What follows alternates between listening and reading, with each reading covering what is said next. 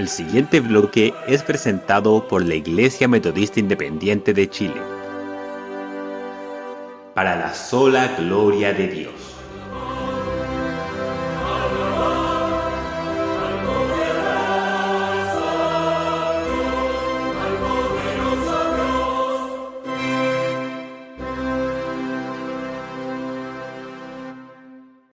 Respóndeme cuando yo clamo a ti, Dios de mi justicia, oye mi oración.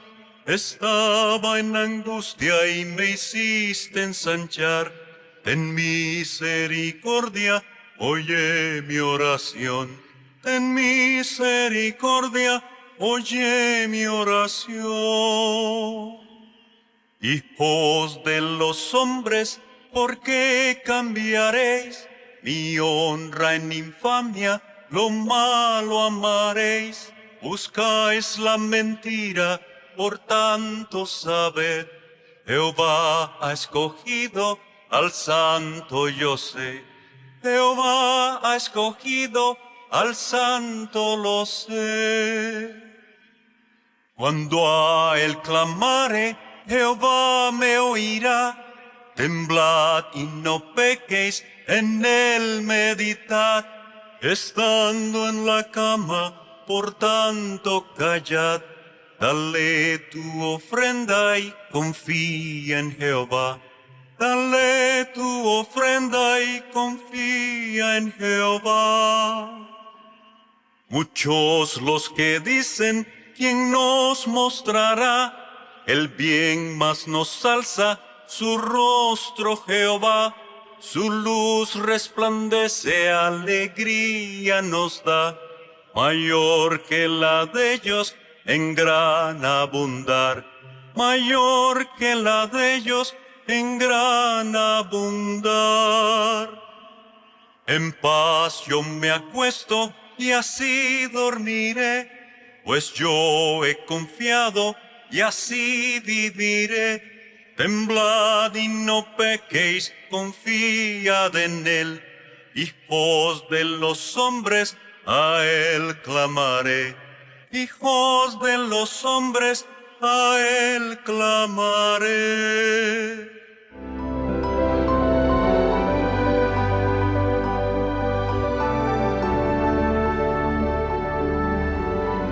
La prueba, como esa fuerza contraria que desarrolla nuestra confianza y nuestra fe, ¿no? La prueba que abre nuestros ojos a nuevas posibilidades que antes ni veíamos ni nos imaginábamos. O sea, resulta que la prueba nos ensancha la visión y nosotros necios queriendo no tener pruebas. Un ejemplo, de repente un hijo de Dios, un verdadero hijo de Dios, ¿de acuerdo? Un verdadero hijo de Dios que ama y sirve a su Señor, se queda sin trabajo y en vez de afligirse, espera en el Señor. Y descubre que esa prueba no tenía el propósito ni de destruirle ni de hacerle polvo, sino que esa prueba lo que quiere es darle, por ejemplo, un mejor trabajo, ¿no? Para que pueda servir al Señor. O sea, lo que le da esa prueba es una nueva perspectiva a su vida. Lo que pretende, pues, es ensancharle. Yo no quiero aquí que ninguno de nosotros seamos como esos cristianos a los cuales las pruebas que el Señor permite en sus vidas, pues les achican, les anulan, les hacen polvo. Cuando resulta que Dios lo que quiere es precisamente todo lo contrario, es ensancharte. Un ejemplo personal. Hubo un tiempo en el que yo estuve diciéndole al Señor, respóndeme cuando clamo, oh Dios de mi justicia. Cuando estaba en angustia, y aquí, en esa coma que tú ves ahí, yo me paré durante más de 10 años sin entender que después de la coma venía lo que realmente Dios quería hacer conmigo, ensancharme. Como algunos ya saben, ese tiempo fue un tiempo de desolación y de enfermedad, un tiempo en el que yo le preguntaba al Señor por el propósito de esa prueba en mi vida, sobre todo le preguntaba del porqué de la dureza de esa prueba y el porqué de la duración de esa prueba.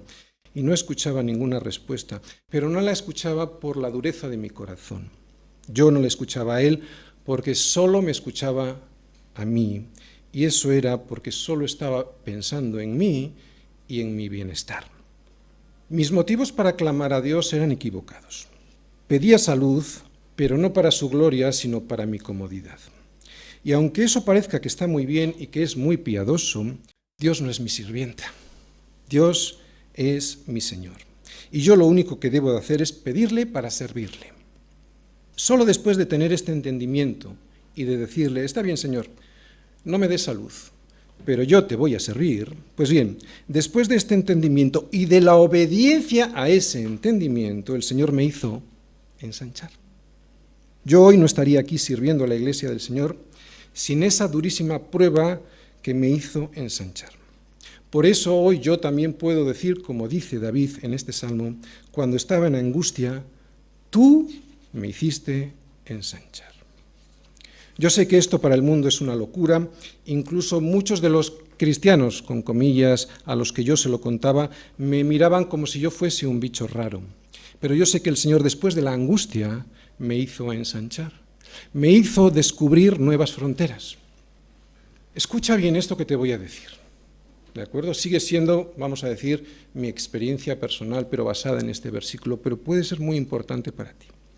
El diablo me tenía engañado haciéndome pensar que yo dependía de las circunstancias, en mi caso, de mi enfermedad. Y ningún hijo de Dios depende de las circunstancias, depende de Dios. Y es que en las pruebas es donde vamos a descubrir, si las pasamos, es donde vamos a descubrir que el Señor nos hace ensanchar. Si no las aceptas y por lo tanto no las superas, ¿sabes lo que te va a pasar? Te vas a quedar en esa coma en la que yo me quedé durante más de 10 años. Una pregunta. ¿Quién se ensancha en la comodidad? La barriga, ¿no? En todo caso. ¿Sí? Pero el alma, imposible, ¿no? No se puede ensanchar el alma, ni el carácter que es conforme a Dios, ¿no? Es necesario que a través de muchas tribulaciones entremos en el reino de los cielos. Porque en la comodidad no te vas a ensanchar, que es lo que Dios quiere para ti, ¿no? Cuando veo que alguien no aprovecha la oportunidad de una prueba, por muy dura que ésta sea, esa prueba que le brinda el Señor para ser más fuerte y así poder ensanchar su camino hacia otras oportunidades que de seguro Dios tiene para ofrecerle, sino que se hinca y se clava, como yo lo hice durante muchos años, en ese victimismo de una situación concreta, me dan pena porque me recuerdan a mí y a mi estupidez. Recuerda esto, y de nuevo te lo digo, no eres una víctima. Si lees este salmo así, como una víctima, te estás equivocando. A veces Dios permite la aflicción y la angustia para que te des cuenta que te puedes ensanchar hacia otro lugar que ni te imaginabas, ¿no? En mi caso, para ser pastor, yo ni me lo imaginaba. ¿Tú crees que yo...? Resulta que Dios me quería llevar a fronteras diferentes y yo me aferraba a lo que conocía, sin entender que cuando estaba en angustia, lo que quería mi Señor para mí era ensancharme. Y algo más todavía en este versículo. Fíjate lo que dice David. Ten misericordia de mí y oye mi oración. La oración la oye el Señor por misericordia. No por lo que yo hago, no por mis obras, ni siquiera porque le estoy dedicando mi vida a su servicio como pastor. Eso es un privilegio para mí. Dios no me debe nada, ni siquiera el escucharme. No me lo debe. David no le recuerda a Dios en esta oración la cantidad de cosas que él, David, había hecho por Dios. Simplemente reconoce que le escucha por misericordia, ¿no? Todo lo que tenemos es por misericordia. Que Dios nos escuche es en base a su justicia, ¿recuerdas? Que es Jesucristo, y por su misericordia. Por eso son las dos palabras que os he subrayado en este versículo. Versículo 2. Hijos de los hombres, ¿hasta cuándo volveréis mi honra en infamia? ¿Amaréis la vanidad y buscaréis la mentira? Selah. Jesús dijo, yo soy el camino, la verdad y la vida. Así que, mi hermano, no debes buscar la verdad por otro camino que no sea Jesús. ¿De acuerdo? Y esto es lo que hacen los hombres. Por eso esta reflexión de David, ¿no? Que después de decirnos que Dios solo escucha en base a su justicia y por su misericordia, nos dice que lo que hacen los hombres es todo lo contrario. Fíjate. dice tres cosas. La infamia de no tener en cuenta a Dios y a su palabra, ¿no? La infamia de deshonrar a Dios por despreciar su palabra y su consejo. La vanidad de las justicias propias, que Dios deba oírte por lo que haces o por lo que crees que eres. Y la mentira de creer que tú eres tu propio Dios. Jesucristo es la verdad. No se trata de que estas cosas no van a ocurrir en tu vida nunca. Claro que nos van a ocurrir. ¿Qué crees? ¿Que la vanidad o la mentira no van a aparecer en tu vida? Claro que sí. Pero si te fijas bien en este versículo no dice eso. Se trata de que no las busquemos y de que no las amemos. Esta pues es la diferencia entre un hijo de Dios y los hijos de los hombres, que dice ahí David, ¿no? Que ellos las buscan, que ellos las aman. Sin embargo, nosotros, ¿qué es lo que hacemos? Huimos de ellas y cuando somos encontrados ahí, nos duele y sobre todo no nos justificamos. Sí, Señor, ese soy yo, un mentiroso, un vanidoso. Ten misericordia en base a tu justicia, que es Jesucristo, y por tu misericordia, porque como tengas justicia y misericordia en base a mis justicias, voy listo. Versículo 3 y 4. Sabed pues que el Señor ha escogido al piadoso para sí. El Señor oirá cuando yo a él clamare. Temblad y no pequéis, meditad en vuestro corazón, estando en vuestra cama y callad. Selah. Sabed, hombres de la tierra, está diciendo David, o el Señor a través de David en este salmo, el Señor ha escogido al piadoso para sí. Y sabes, solo le va a escuchar a ese. ¿Quién es el piadoso? Pues aquel que reconoce que Dios es su justicia y que todo lo que tiene es por misericordia. Lo vuelvo a repetir, ¿quién es el piadoso? Aquel que reconoce en Dios su justicia y aquel que reconoce que todo lo que tiene y es por su misericordia. Ese es el piadoso. No he escogido al bueno ni al santurrón, ¿no? Sino al que se humilla, que es todo lo contrario del soberbio, mentiroso y vanidoso. Así que sabed, hombres de la tierra, temblad si es que estáis viviendo en la infamia, como hemos visto en el versículo 2, en la infamia de despreciar a Dios y su sacrificio.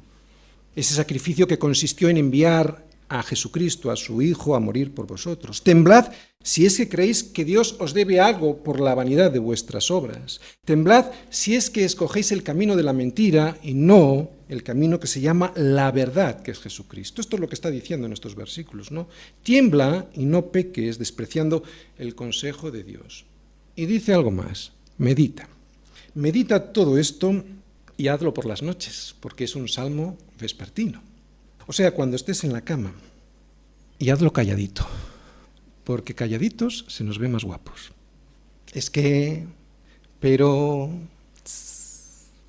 calladito.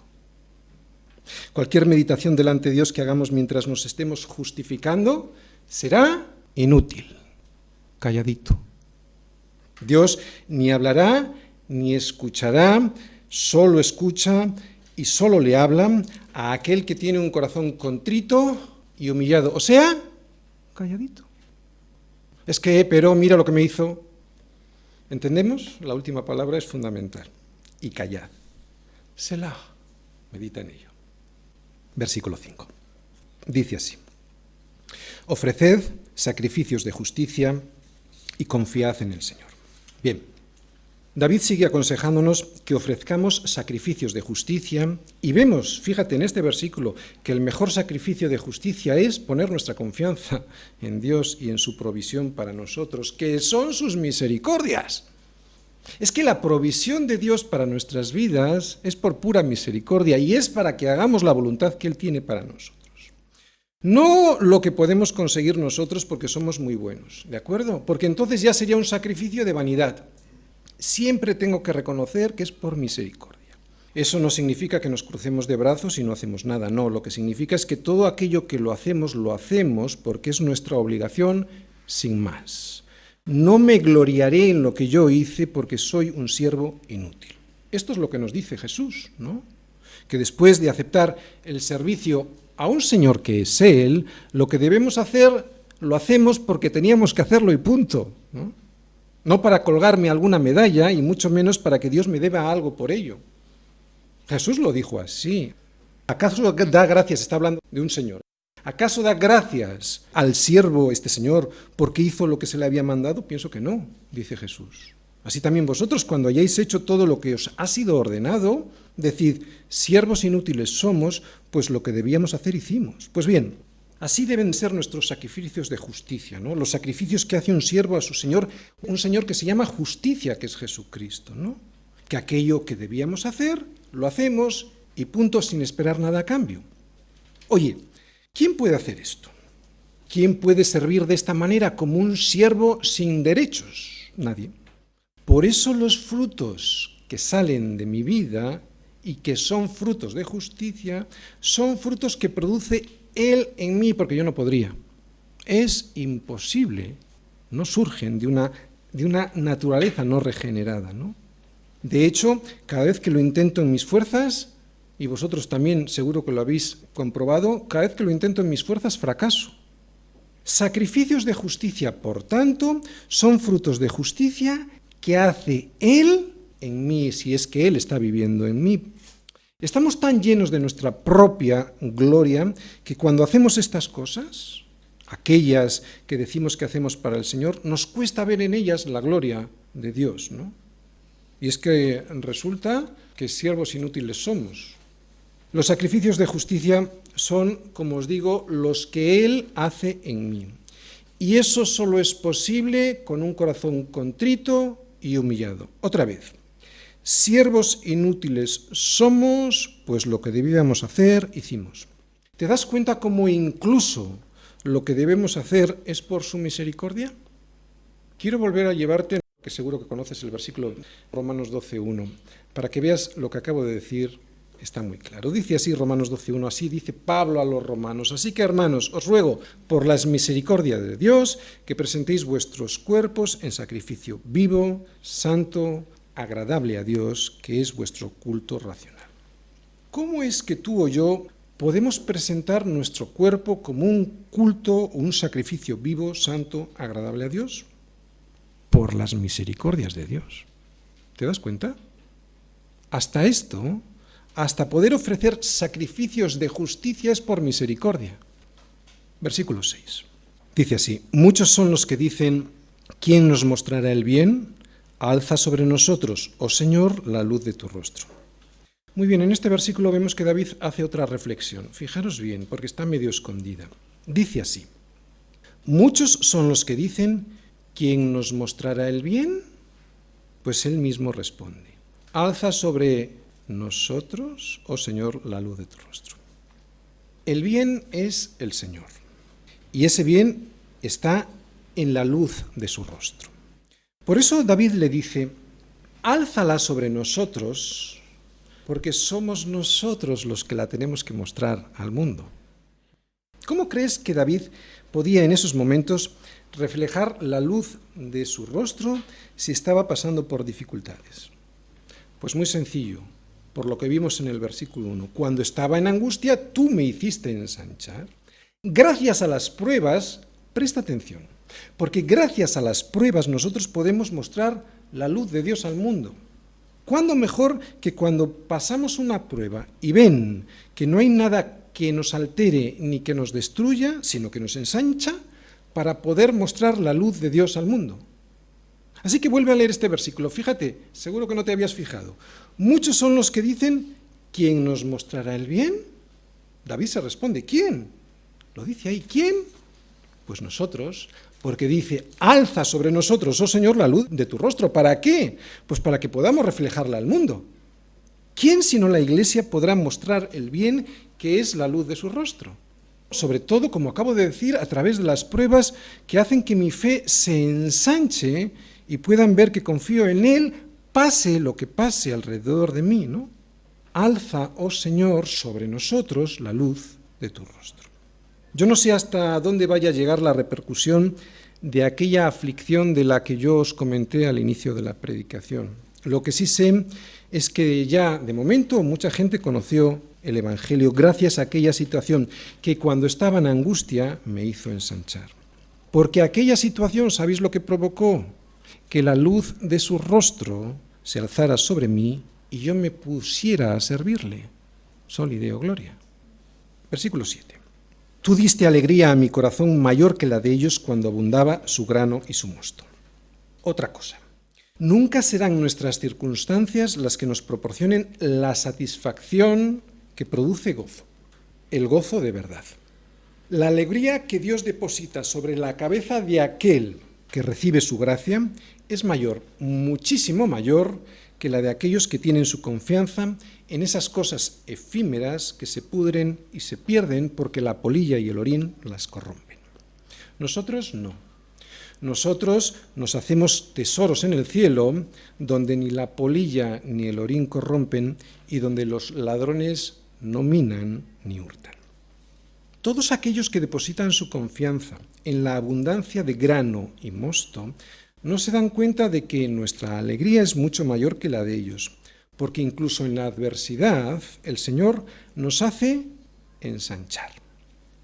Hace ya años, cuando mis motivos eran equivocados, aunque ya era cristiano, y es que uno se puede llamar cristiano y tener los motivos equivocados, yo hace años, como digo, nunca tuve en mi corazón una alegría mayor que la de ellos, mayor que la de esos que dicen que no tienen en cuenta a Dios.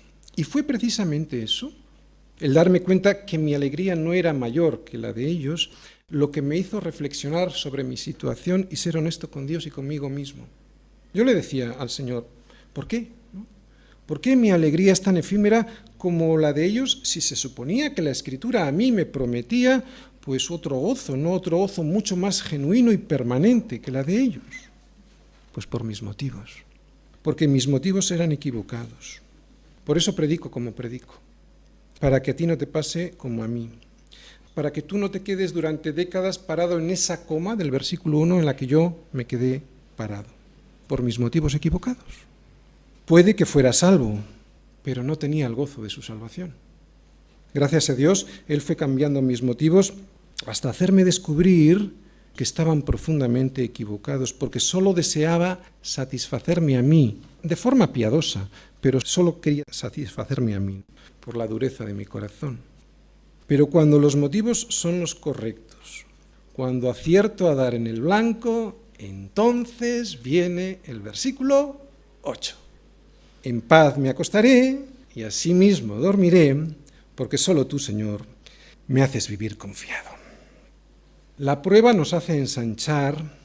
El propósito del ensanchamiento es que encontremos nuevas fronteras por las cuales Dios quiere que pasemos, como el pueblo de Israel pasó por el Jordán a una tierra mejor después de estar 40 años en el desierto. Pero hemos de recordar que el propósito final del desierto no es que te quedes a vivir en él, sino de cruzar el Jordán para que puedas entrar en su descanso, que es este versículo 8. Por eso, cuando entiendes este salmo en su verdadera dimensión, cuando lo lees de principio a fin, y no solo lees este último versículo, es cuando podrás disfrutar del verdadero descanso, que es Jesús.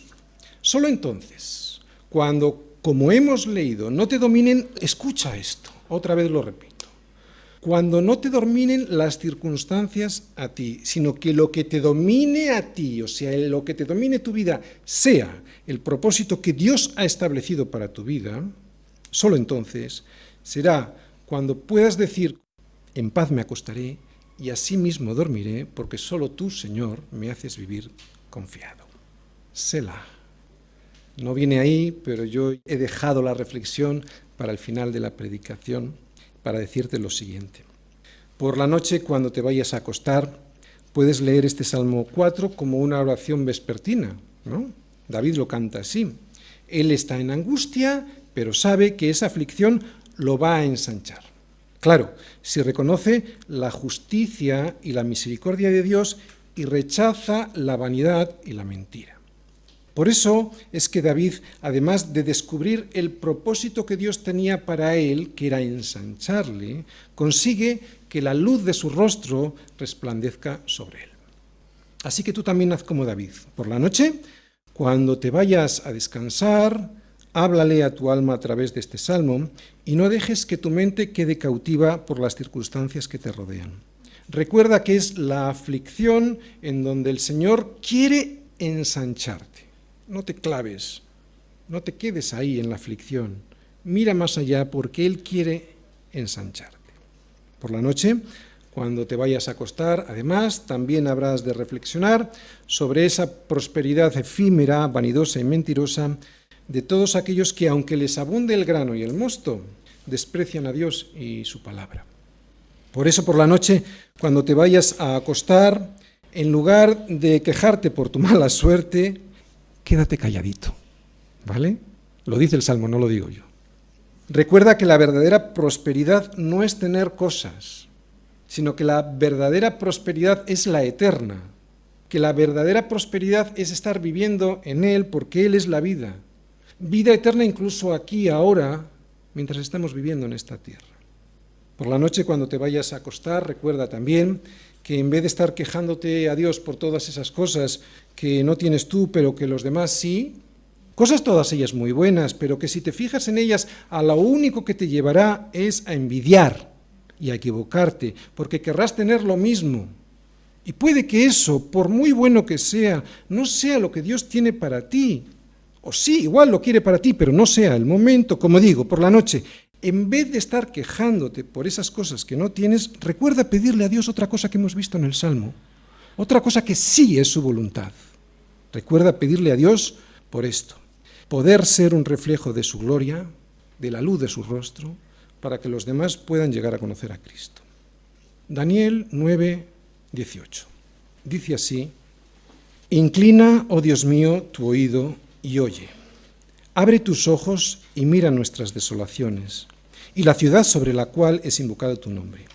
Porque no elevamos nuestros ruegos ante ti confiados en nuestras justicias, sino en tus muchas misericordias. Todos quieren que Dios responda, pero solo responde Dios a través de su justicia y a través de sus muchas misericordias. Solus Christus, soli Deo gloria. Amén. Temblad y no pequéis, meditad en vuestros corazones, estando en vuestra cama y callad. Ofreced sacrificios de justicia al Señor y confiad en Jehová, nuestro Dios. En paz me acostaré y asimismo dormiré, porque solo tú, Jehová, me haces vivir confiado. En paz me acostaré y asimismo dormiré, porque solo tú, Jehová, me haces vivir confiado. Temblad y no pequéis, meditad en vuestros corazones, estando en vuestra cama y callad. Ofreced sacrificios de justicia al Señor y confiad en Jehová, nuestro Dios.